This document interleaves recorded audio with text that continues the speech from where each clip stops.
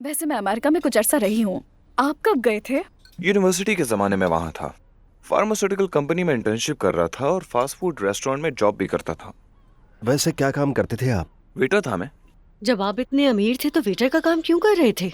हमारे यहाँ ऐसा ही होता है, यानी कोई भी काम करना पड़ता है। मैं वेटर भी रहा और छोटे मोटे काम भी किए।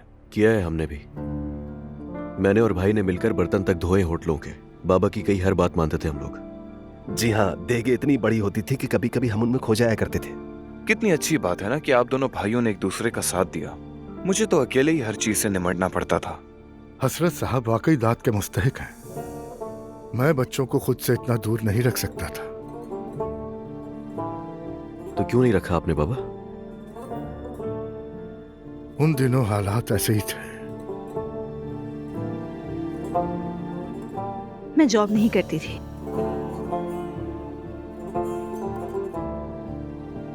कोई बात नहीं, मगर अब तो करती है ना।